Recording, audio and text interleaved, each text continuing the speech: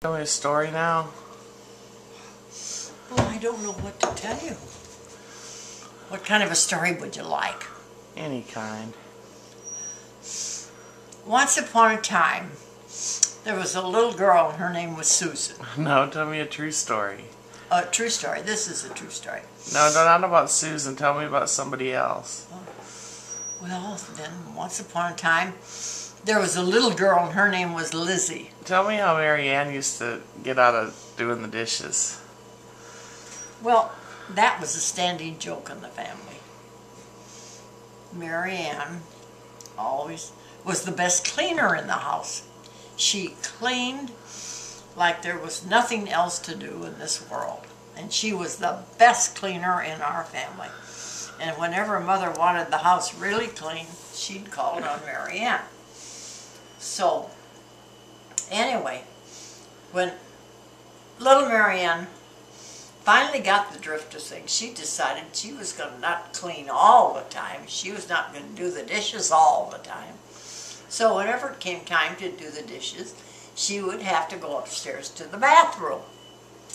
And so Mary Ann would be upstairs in the bathroom, and the rest of us would be washing, Kay and Mary Ann and Margaret Jean and I would go down to the kitchen for the dishes, and Margaret Jean would always end up on Dad's lap because she knew she was the baby of the family, and she knew she could call the shots, and she knew she could get anything she wanted. So she would go down and crawl on Dad's lap, and then she would have him teach her songs.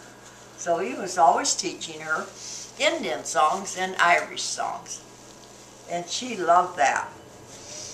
And there would be Kay and I wiping all the dishes for Mother and putting them away. And anyway, that was the way things went. And then pretty soon times changed. Mary Ann grew up and went away to school. And I was trying to think of what Parnell did, but Parnell always got out of doing the dishes. He was out taking care of the cow, milking the cow, putting the cow in to the barn for the night, and so he always kept busy with the chores outside. But anyway, by that time Ava Claire and Edmund were away in school, and then after the dishes were all done, we'd do any studies or homework that we had to do, and then Mother would tell us all to get our final school work done, and then by that time Parnell would have the cow milked, and he would have a nice pail of fresh, clean, warm milk, and Mother would sieve the milk through a strainer and put it in the on the cupboard.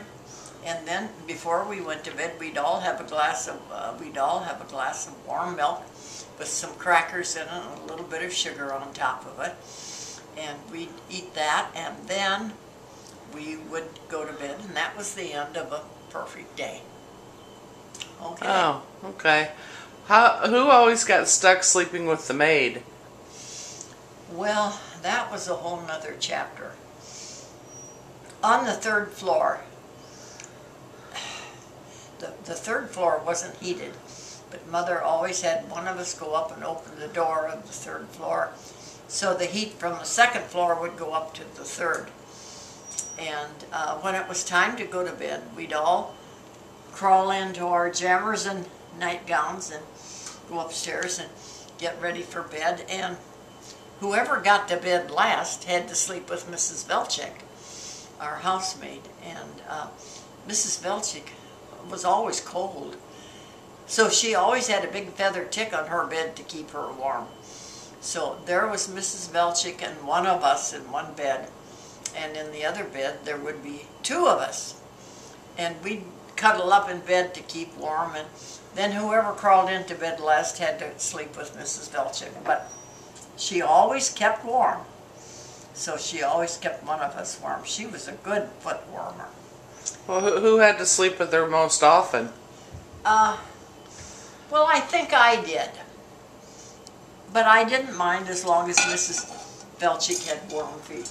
Is that why you have the fear of going to bed last to Yeah. this day? Yeah, because I didn't want to sleep with Mrs. Velchik. Is Mrs. Velchik still alive? Oh no, Mrs. Velchik has been dead for years and years and years, and she was such a good person. She was such a good cook and a good baker, and oh, she made such good kolaches. Oh my gracious, they were good. She was just a good cook, and she was a big help to Mother. Was she clean? Was she clean? Yeah. She was very clean. She really was clean. And she didn't intend to stay at our house that long. She came and she got a divorce for her husband.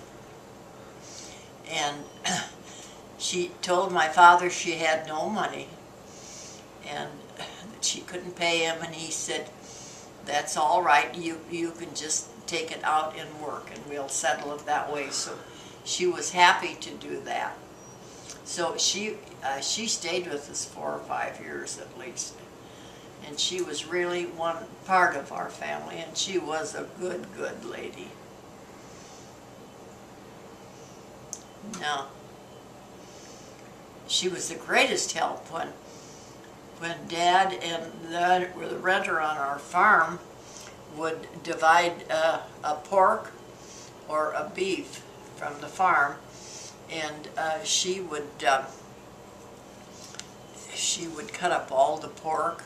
She knew how to do that. She knew how to cut up the beef, and she would bake all of the beef. She would can the beef in quart jars, and it was delicious beef, and it was so good to us during the dirty 30s when meat was so expensive, and there was no cash on hand to buy meat.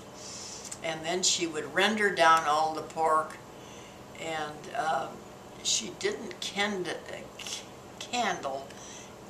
as much of the pork as she did of the beef, but she would render it down and was able to save part of it and bake it, and it was always good food.